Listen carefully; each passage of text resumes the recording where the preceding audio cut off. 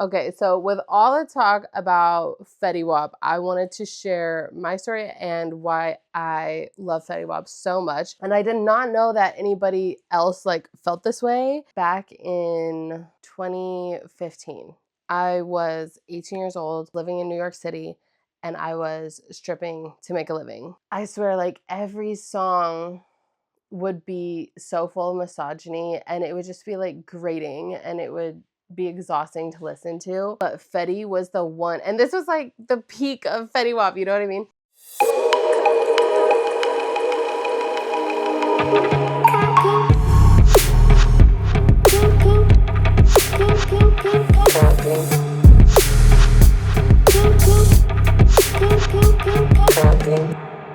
And so they were playing him a lot, and all of his songs were the only songs that I felt so fully energized, because they were the only ones that like the artists respected women. Because this is also before the era of Cardi B and Megan and stuff. So they weren't playing anything by them. And I wanted to give my 2 cents about why I think everybody feels like Fetty Wap respects women. And it goes a little bit beyond just like he's not degrading them. So in the song My Way, he says, "Watch me pull out all this dough, take you where you want to go, flexing on your ex, I know." And in that part, I feel like what he's doing is he's actually putting himself at the center of the female gaze, because he's saying that basically he's there to give her a good time and do what she wants to do. And when she uses him to flex on her ex, he's cool with that, because he wants her to have like everything that she wants to have, and this like emotional fulfillment, and materially as well. And then he goes on to say, "He ain't never take you out, barely I've even left your house. How dare that run his mouth when his pocket's in a drought? Last single he put out didn't even make it out. And he dumb as hell he think, and I swear his ass don't think, if he disrespect 2 shots and I won't blink." So basically that part, I feel like, yeah, it's just like, dick swinging or whatever. But at the same time, I feel like when it comes after what he was saying before, he's saying like, I got your back. So you can like flex on him or whatever, and he's dumb. And he's dumb because he didn't know how to treat you. And I do, and I got your back, and if he fucks with you, I'll kill him. And I think that's pretty sick, honestly. So there's like a lot of different Fetty lyrics that I think make people feel that, because in most like mainstream hip hop and trap, it's a man talking about what he's gonna get from a woman and what he does get, and like just objectifying her body and stuff. But in Fetty's songs, it's more about what he's going to do with her, like together with her, not like to her, what he's getting from her. And he'll throw in some stuff about how she's sexy, but he doesn't take it to the level of talking about actually having sex with her in songs. Like everybody's talking about this song right now, and so I know everybody's like seen the lyrics, but still I want to break him down. So he's painting this like picture of them just like hanging out, and I get high with my baby. I just let the mom get and fly with my baby. Yeah. He's also talking about, I feel like, about the black wife effect, and like getting fly with his baby, basically, like her influencing his style. And then I can ride with my baby. I be in the kitchen cooking pies with my baby. Yeah. I never even realized like that lyric was in there until recently. And that cute video with them all like, "I'll be in the kitchen cooking pies with my baby, yeah." Like when they're those 4 guys are doing the ASL to it. You guys are so cute. And basically that is just like the most wholesome thing that anybody ever said. And yeah, it's beautiful, and I love Fetty, and I'm so glad he's out of prison. It's so funny because I, like everyone else, didn't know he went to prison because that was during COVID. But that is like a segue into obviously like all the shit going on with the Epstein files and shit, and like Jay-Z, Diddy, Drake, all these people, like, to me, I'm not surprised at all, and I don't feel like anybody really is. But what I just keep thinking every single day is like, these men are just as misogynistic as we always knew that they were. Obviously, Trump too, and all of those motherfuckers, like all these motherfuckers are just as misogynistic as they always told us that they are. And I kind of like my whole life have gotten a lot of shit from people when I'm like, that's kind of just like too misogynistic. Can we skip it? Like, I don't want to hear that stuff. I want to hear something a little different. And I love hip hop and trap music. So it's nothing like to do with the genre. I'm like, there is music that isn't that way. It just doesn't make it into the mainstream as much. But now I wonder why. Well, maybe because the freaking industry is controlled by pedos. You know, like, and I feel like that is what we're seeing now, where it's like, yeah, all of these motherfuckers who got to influence the culture through politics, through music, through film, and whatever else we're gonna see of whoever else is out in these Epstein files. And it's not just them, like, it's coming out in multiple ways, right? Like, Drake wasn't in an Epstein file, but it came out regardless. So I feel like we're just in an era of that where it's coming out, and it's a fucking good thing. And I hope that it influences us towards like being a little bit more careful about what we let go out there. And people will call this like cancel culture, but I feel like it's simple accountability. Like, we can't let pedophiles and rapists like control our culture and our country and our media and our policies. Like, that just seems like so fucking obvious to me. And it's crazy. It's crazy how that shit gets like politicized and just turned into anything besides like a strict, like, obvious no. So it's like, yeah, if somebody is like singing and rapping about, you know, how much they just like objectify women and they are nothing but objects of them, and yeah, like, that's actually how they feel. That's actually how they feel. Um, Same kind of thing with like, I don't know what's up with Nicki Minaj, and I really haven't looked into it that much or anything. I've just seen that she's kind of like on the Trump train or whatever, but basically, like, in my view, that's also just not that much of a surprise. Like, I never disliked Nicki Minaj or anything, but I always felt like her music was a bit like pick me girlish. Like, I just felt like the way that she talked about other women in her music always sounded pretty similar to how men talked about them. Like, I didn't feel like she was coming ever from a girl's perspective. Um, Definitely not the way that like the artists that we have these days are. And like, I don't know. I just feel like the conspiracy shit just goes deep.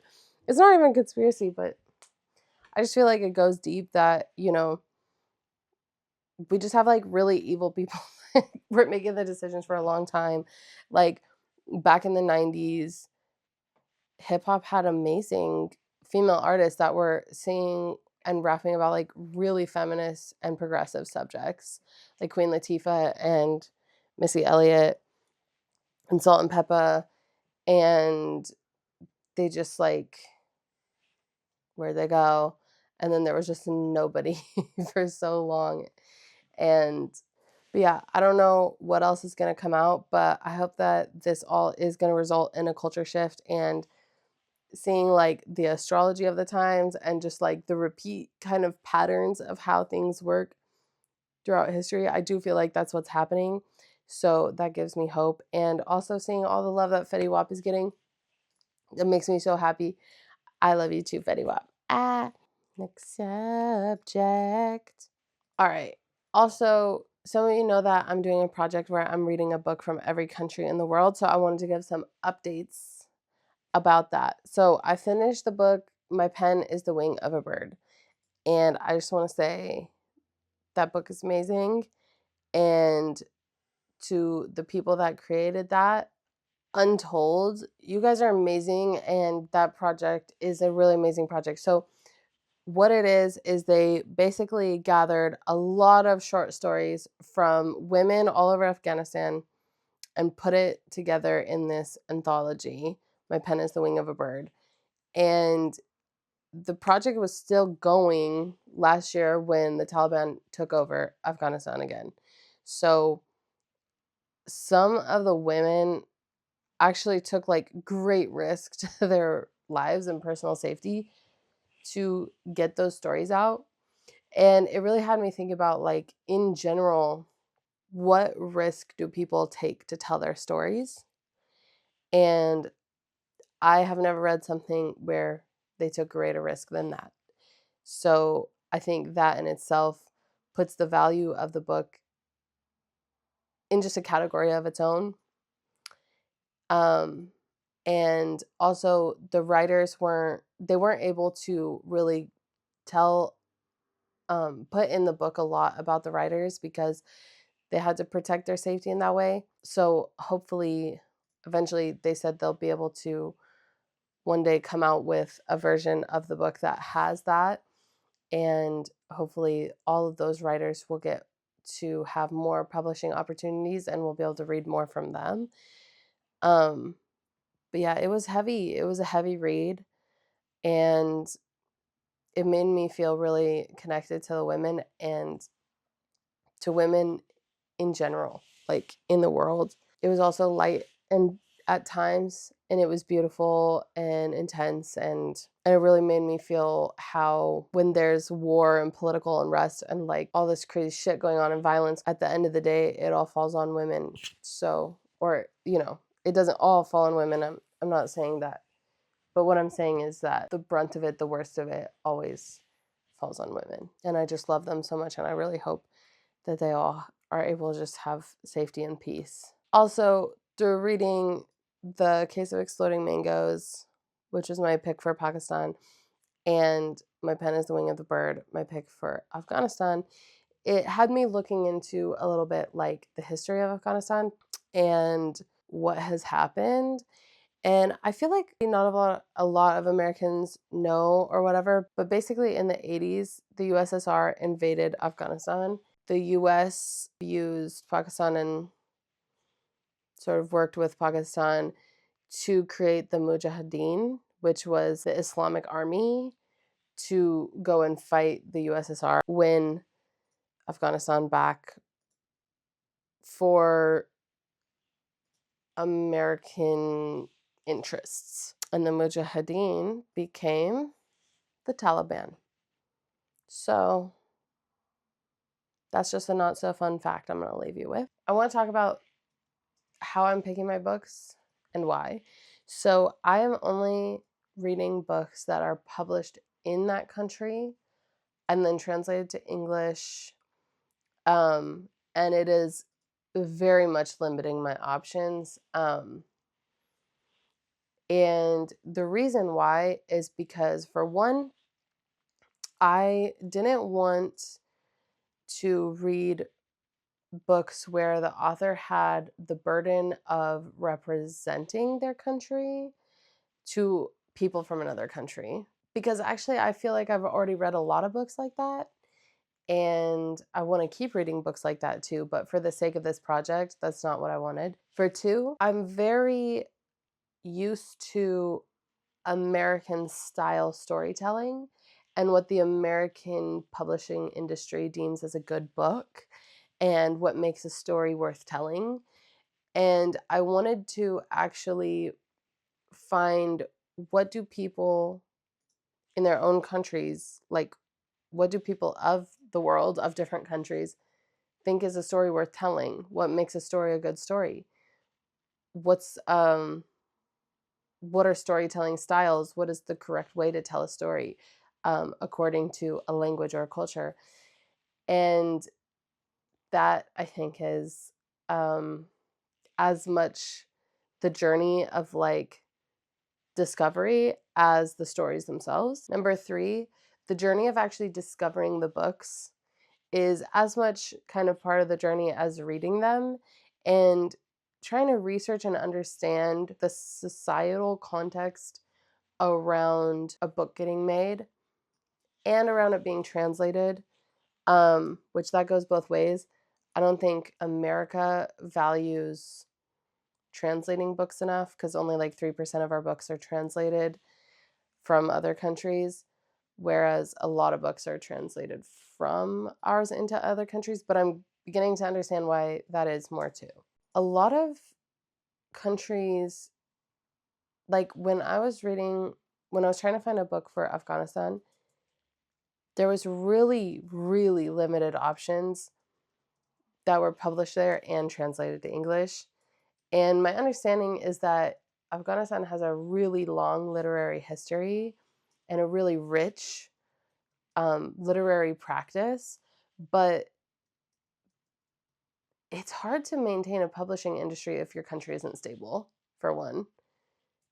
That the economic demand has to be there. Like, the ability for people to buy and read books has to be there. Like, that requires a lot of infrastructure, and a country that's had bombs dropped on it for the last like 15, 20 years, 40 years, however long it's been, it's just hard to maintain that, for one.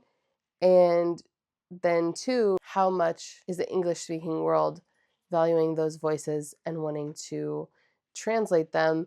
Like a note in My Pen is the Wing of a Bird was that it's very hard to get a book published there because the way that the industry works there is that the author has to pay. And I didn't really look into that more, so take it with a grain of salt what I'm saying, but she did say that. And then it's hard to get a foreign publishing house to publish it because they only want to hear about the war. The English-speaking world, so to speak, places a limited value on voices from there, which is messed up. I think we have such a robust, huge, huge industry here, and I'm realizing what a privilege that is to be able to access so many books that like we complain like my TBR is too long, and people complain that they'll never be able to read all the books, and I'm just realizing what a privilege that really is and what that means for us as a society. And I think we should use that more to prop up more voices um, from countries that don't have that, especially when we're the reason that they don't. But that also, at the end of the day, would reveal that. So that's part of it. I don't think the American government necessarily wants us reading all that stuff. So that being said, number 5, finding and discovering genres and modalities of publishing has been really fucking cool. So like China has been one of the funnest countries to read so far because what I discovered is the big wide world of web novels, and it's so sick. And also China's extremely intricate fantasy genre. I don't know really how else to put this, but basically, like in English, we have a genre of fantasy, but in Chinese, there's like all these subcategories of fantasy genres. They are so cool and specific to that culture. And I'm not going to go into them all because like I wouldn't be the right person to explain that. I would suggest like looking up other videos and things to learn about it from people who are like really in it. But I had so much fun reading this web novel on Wattpad called This Shameless Young Miss.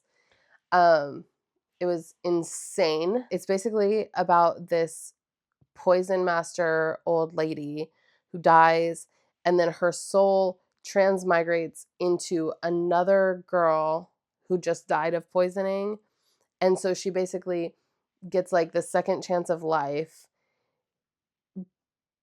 because like now, she's like revived, she's back alive with the old lady soul. And she has to take revenge for her in order to, like, that's just what they agreed on. Their souls agreed on that. So she has to take revenge for her.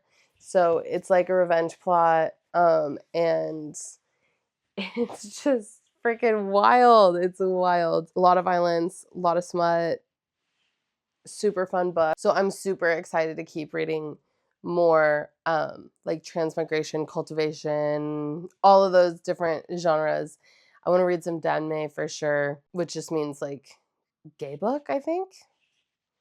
Correct me if you know and I'm wrong. But yeah, that has been really cool.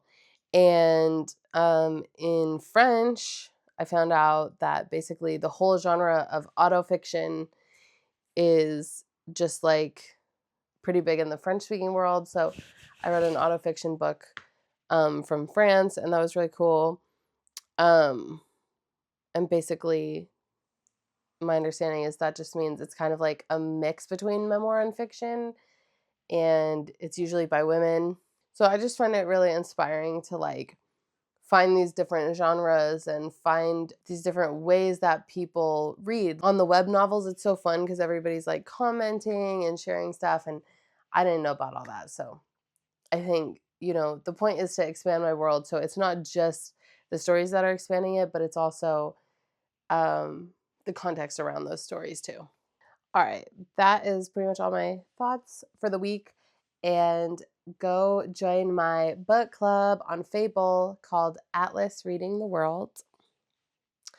And go check out my products with my business with my partner, cloudpinkbeauty.com. Use the code ATLASFEB15 for 15% off. Until Valentine's Day. We don't often do sales like that, so have fun with that. Go have fun twerking a Fetty Wap, and I hope you guys all are having a really good time and getting through these crazy ass motherfucking times with a lot of love.